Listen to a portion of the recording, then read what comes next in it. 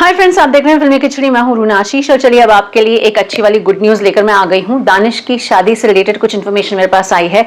I thought क्यों ना वही चीज आपसे शेयर कर ली जाए। फ्रेंड्स, आप में से कई सारे लोग देख चुके हैं कि दानिश ने अपने ही पोस्ट किया, अपने इंस्टा पर एक पोस्ट किया है कि शादी के बारे में उन्होंने डिक्लेरेशन डाला है और इस पे मैंने भी उनको बधाइयाँ दी और तमाम सारे उनके फैंस से बहुत सारी बधाइयाँ उनको दी जा रही हैं।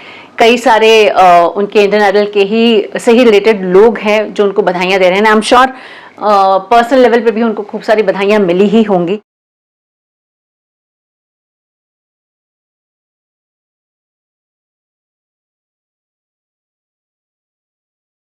दानिश की अगर मैं बात करती हूँ तो सर्टनली उनके क्यूट लुक्स और स्वीट सी स्माइल लेकर लड़कियां बड़ी फिदा हो जाए, इसमें बिल्कुल कोई मुझे दो राय लगती नहीं है। जहाँ तक बात है दानिश की शादी की, तो फ्रेंड्स जब इंडियन आइडल चल रहा था तब मैंने दानिश के दादाजी से बात की थी और उन्होंने मुझे कहा था कि हमने दानिश के लिए एक लड़की ऑलरेडी देख कर रखी है जो मुंबई की ही है और जैसे ही समय सही होगा हम दानिश की शादी कर देने वाले हैं। तो उनकी जो भविष्यवाणी है वो सच हो गई है। दानिश दानिश भी बहुत गुड लुकिंग है, दानिश भी बहुत अच्छे हैं, यंग है। आपके पास उनके रिश्ते की बात नहीं आती कि देखिए दादाजी हमारी बेटी बहुत अच्छी है, जरा दानिश के लिए सोच कर देखिए। लेकिन मैं अभी उसको जाहिर नहीं करूंगा।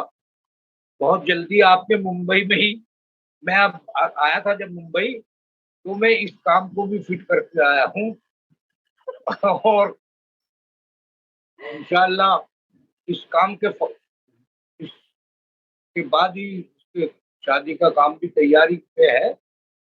क्योंकि जब मैं गया था तो मेरे पास यहाँ से भी बहुत रिश्ते आते थे, वहाँ मुझे कोई बहुत अच्छे लगे तो मैं वहाँ हाँ करके आ गया और बहुत जल्दी आप ये खुशखबरी भी सुनेंगे।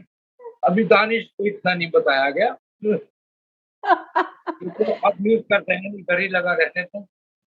नहीं चलिए ठीक है, वो आप चूंकि आपके घर के बच्चे हैं, आप उनके गुरु हैं, तो आप ज्यादा अच्छे से बातों को सामने ला पाएंगे। और देखिए दानिश शादी कर रहे हैं। हालांकि इस बीच मैंने दानिश से एकदम टीज करते हुए पूछा था कि भाई किससे शादी तय हुई है, कौन है वो लड़की, मतलब कैसी दिखती है, क्या करती है। एज यूजुअल अच्छा लगता है ना कि जो आपके फेवरेट्स रहे हैं वो किससे उसकी शादी हो रही है, कैसे हो रही है, ये सब जानने की इच्छा तो होती है। सो बिल्कुल स्वाभाविक रूप से मैंने उनसे पूछा था, तब उन्होंने बड़े स्टाइल से कर दिया, कौन सी लड़की, कहाँ लड़की, किधर की शादी, किसकी शादी। मैंने कहा आपके दादाजी तो कह रहे थे कि शादी हो रही है।